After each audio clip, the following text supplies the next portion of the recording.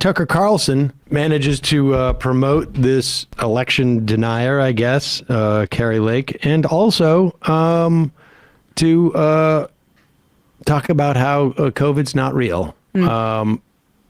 Sadly, there's too many in this country that believe it, and we are pulling back on the payment for booster shots.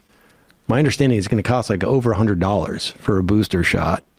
I don't know if health insurance will cover or some of it or all of it, but it's incredibly irresponsible. I'm just looking at graphs right now. This guy, Eric Topol, putting up some graphs on the weekly death rate.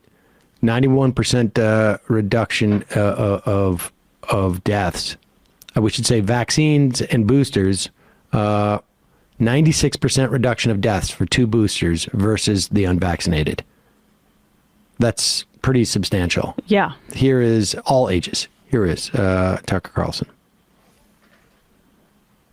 So the media that control our perception of reality, that lie about what they tell us and don't tell us all kinds of things we probably should know about the rest of the world, for example, those media organizations are, relatively speaking, tiny. They're tiny. This is a country of 340 million people. MSNBC has like 11 people watching. So why are they so powerful? Well, they're so powerful because the people in charge take them seriously. They act like they have moral legitimacy, when of course they have no moral legitimacy of any kind. This is full North Korean propaganda. It's an offense against democracy, what they're doing. And Carey Lake knows that. And she pulls off their mask and lets them know they don't deserve our respect. Here, for example, is Carey Lake's response in June when a CNN reporter asked her for an interview. Watch this. Hi, Carey. Hi. Nice to see you. You're off in CNN. You don't have a mask on anymore. What's going we're on? outside. Do you have a minute to well, chat? we're 6 feet apart. Do you have a minute to chat? I'll do an interview. Okay. As long as it airs on CNN Plus. Does that still exist? I didn't think so, because the people don't like what you guys are peddling, which is propaganda. Thank you. Where's your mask, you neurotic freak? I'll do it on CNN Plus. Oh, that failed because everyone hates you. It's so great because it's so true. All of us know it. But the people in charge. My favorite Tucker Carlson is fake laugh Tucker Carlson. I mean, he said neurotic freak as he lost his mind and was. I mean, that's just something there. Also, Kerry Lake is the one who asked where her mask was, and the woman wasn't wearing a mask because she was like, "I'm outside. I don't need to wear it." Yeah, right. So who's the neurotic freak for asking? Well, that's the thing. Is that the idea that over 1 million people have died in this country is a joke. Is a joke to them. It is a joke. The idea that there are people who are immunocompromised. It is a joke to them. The idea that there are people who can't get vaccinated, it is a joke to them. It's a joke. It's a joke. And frankly, our government is not taking this seriously anymore because it's basically been overrun by these libertarians who wanted to get everybody back into work. They were afraid of the bottom 50 percentile in this country. It's just coming out, this data. The bottom 50% has more wealth than they've had. It's not that much. Not that much at all. But more wealth than they've had in decades relative to the wealth in this country. And they don't like that. They didn't like it. They wanted to stop supporting people. They wanted to make sure that ended. They wanted to get back to work because they didn't want any type of wage increase. And now it's just the Fed's going to step in and try and undercut workers. That's what the whole project is. It is like they have found a home amongst science deniers and people who want to attack the idea of public health, which again is different than individual health. Public health is, on a broad scale, what is going to save as many lives as possible. and as abusive as it is to wear a mask, masking helps, still helps. Continue. The Republican Party never admitted out loud. If the New York Times did a hit piece on Mitch McConnell, he'd be rushing around his office worried about it.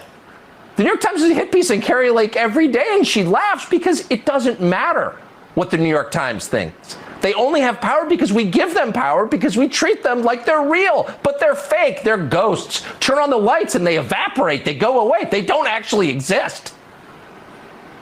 They're a fantasy that can only continue as long as we participate. So in attacking the media, what Kerry Lake is really doing is standing up to institutional power. So, for example, Kerry Lake is not afraid to improve the lives of people in Arizona by pushing back against the vaccine lunacy. Oh, she's an extreme vaccine denier. She's an anti-vaxxer, says MSNBC. She doesn't care. On Wednesday, she announced that no matter what the CDC does, Arizonans will never be forced to inject their children with an experimental vaccine that clearly hurts people. Watch. This is an experimental shot. Our children are not guinea pigs, and we're not going to have incidents of myocarditis in our young, precious children. We will fight that with every fiber in our being. We're not going to have this forced shot by the CDC, which has their tentacles in big pharma, and I'm going to fight that.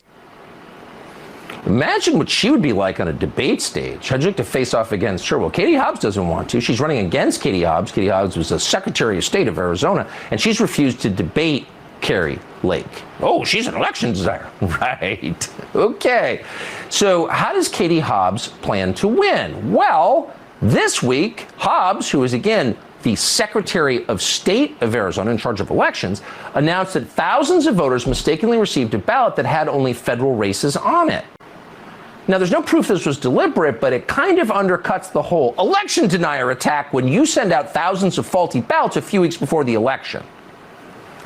So as we said, assuming that all votes are counted, and we should never take that on faith, we should never take that on faith. If this is a democracy, we have an absolute right to have it proven to us that the election was fair.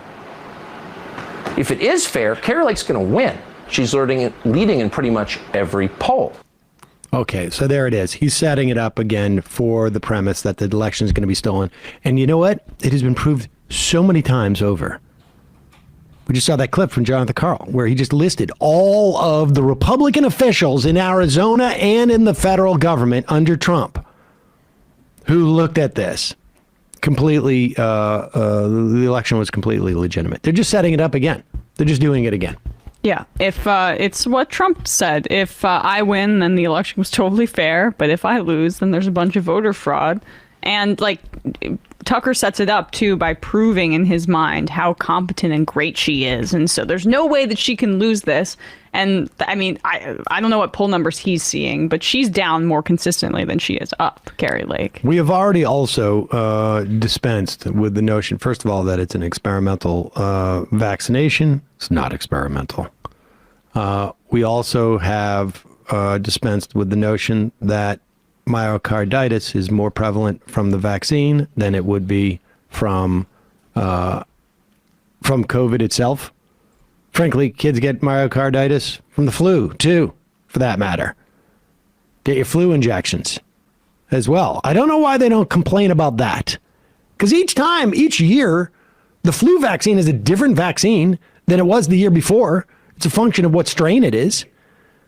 Experimental. Well, yeah, why aren't they saying, who's taking this? Nobody's taken this, this year's vaccine, flu vaccine before this year. It's derived based upon them predicting what the most ubiquitous flu going around will be. Why don't they talk about that? Because it's so obviously voluntary that they can't say it's authoritarian. And they also talk about myocarditis as if it is because it just sounds like scary. But ask doctors. If you know a doctor, ask them. What do you recommend? What happens if somebody gets myocarditis? Oh, they should rest for a day. Rest for a day or two. If it's really severe, they should rest for 3 or 4 days. In some cases, people get hospitalized, but it's incredibly rare. certainly not a scourge on our children, killing them regularly, as Kerry Lake is trying to claim. It's nuts. It's absolute nuts.